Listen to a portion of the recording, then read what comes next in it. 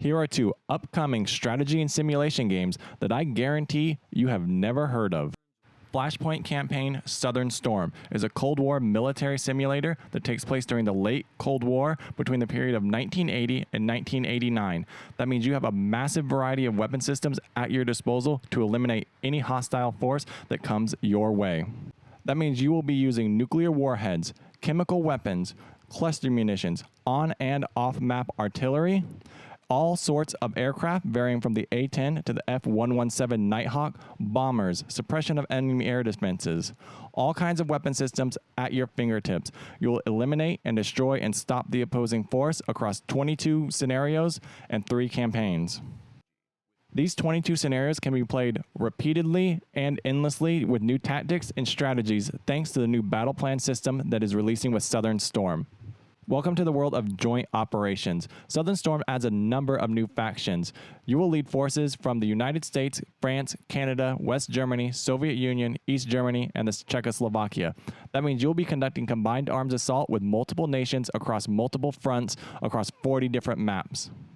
We all know that weather plays a major factor when conducting a combat operation. It's going to change how we're going to approach a tactical situation.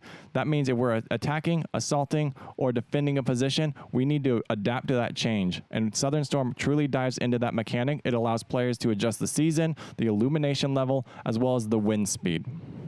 These factors can reduce visibility and degrade your combat effectiveness, or it may degrade the opponent's combat effectiveness depending on what weapon systems they have during the Cold War period. If they have no thermal imagery, that low visibility is going to make it hard for them to engage that assaulting force. However, what truly separates Southern Storm from other strategy games and other Cold War simulations is its use of chemical, nuclear, and electronic warfare. All three of these tactics often aren't explored in strategy games, and it really changes how players navigate a battlefield. Let's say you're assaulting a town full of chemical weapons or nuclear fallout. How would you approach that village? It's something to think about in Southern Storm. There has been little to no information about this simulation game right here. This is called Nuclear War Simulator, and it's truly caught my attention. And we finally have some gameplay, and I'm truly excited to showcase this for you because it's something I can't wait to check out myself.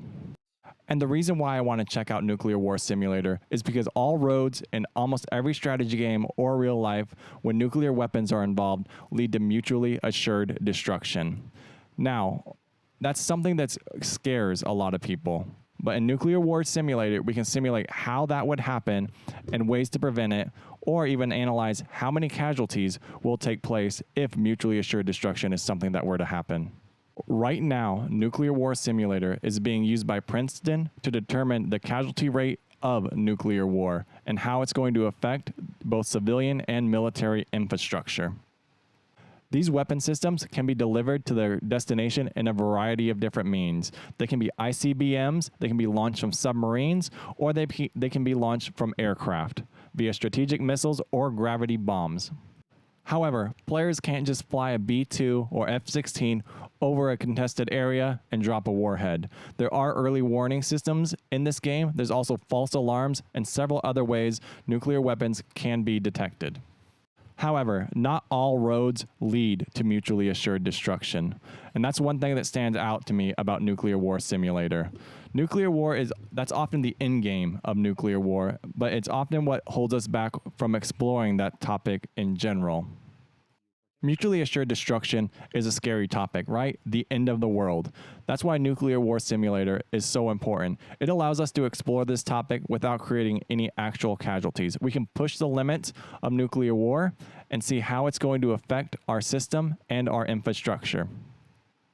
Players have the ability to create their own delivery systems. That means if you want to strap 50 or 10 Tsar nuclear warheads to a ballistic missile, that is something you're able to do. So 50 kiloton warhead dropping across the US, Mexico, Afghanistan, Iraq, dropping multiple warheads causing mass destruction.